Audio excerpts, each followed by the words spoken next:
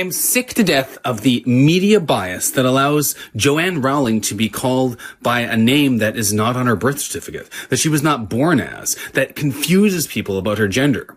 When Joanne first got her books published, the reason JK was chosen is to confuse people about her gender, because as many authors find, some sexism of some writers, of some readers, prevents people from really getting into and buying a book because they think, well, it's written by a Joanne, not a J.R.R. Tolkien, or not a George R.R. Martin, somebody with those very serious academic sounding initials. Joanne just doesn't sound to some people like it is a novelist's name, a fantasy author's name, due in part to sexist tropes. But remember, she didn't choose JK because of gender identity politics, where she is actually identifying as a male gender. She just did it for money, for greed and avarice, to get her book published and to get more readers to read her book, and basically to help kick off her wealthy career.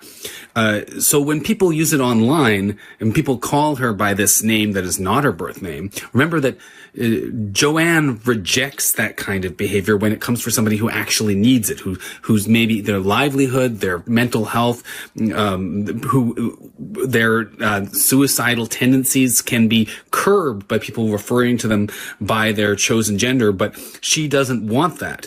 So it's okay to give somebody a name that's not their birth name, not on their birth certificate, if it's just for greedy reasons, if it's just for selfish reasons, if it's just so they can make more money and fool people at the bookstore. But it's not okay to do that if it matters to your mental health. That is just bias, the media being in favor of greed and avarice, and thinking that that's acceptable, whereas people's survival and mental health is not. If she doesn't think that should be applied to other people, I think it's wrong to apply it to her. We should apply her same logic to her.